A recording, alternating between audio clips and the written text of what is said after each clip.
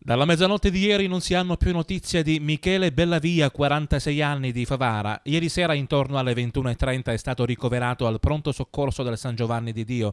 Intorno alle 24 poi ha lasciato il nosocomio agrigentino, non dando più notizie di sé. I familiari non lo vedono già dalle ore 10:30 di ieri mattina, quando aveva fatto perdere le proprie tracce. Era con la sorella in piazza Itria e si era allontanato per fumare una sigaretta. Da quel momento non ha fatto più ritorno a casa. Oggi, in seguito alla denuncia ai carabinieri di Via dei Mille, è stato comunicato alla famiglia dell'avvenuto ricovero in ospedale. Giunta al nosocomio, l'amara sorpresa della sua dimissione alle ore 24.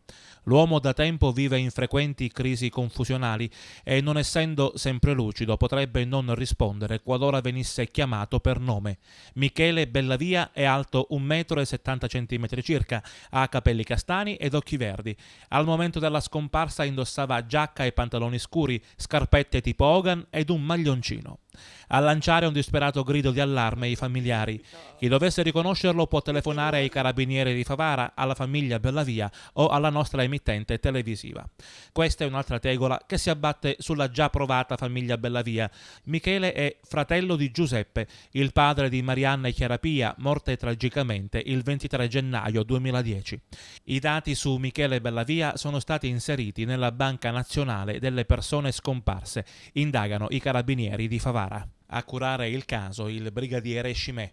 Faccio un appello a tutta la popolazione per darci notizie, perché non sappiamo nulla, siamo una famiglia disperati, non sappiamo più dove andare, ci siamo rivolti ai carabinieri, alla televisione. Faccio un appello a tutto il pubblico e a tutta la popolazione pavarese.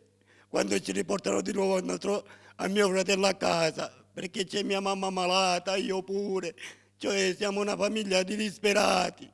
Suo fratello Michele, probabilmente se dovessero chiamarlo, lui riconosce di richiamarsi Michele, risponde. MP sì, cioè sì. Non è sempre lui. No, no, non è lucido. Allora, Michele quanti anni ha? 46. Adesso noi in questo momento stiamo vedendo la fotografia anche in televisione, chiunque lo può riconoscere. Che deve fare? Chi deve contattare? I carabinieri e anche voi? Contatti noi, i carabinieri, il Telefavara, contatti cioè, a chi ci può dare notizie. Quando è uscito sa come era vestito? Era vestito con giacca nera e gizzi nere e scarpette. Aveva un maglioncino pure. Arrecambati che ti aspettavamo. Michelu, arrecambati. Grazie a tutta la popolazione.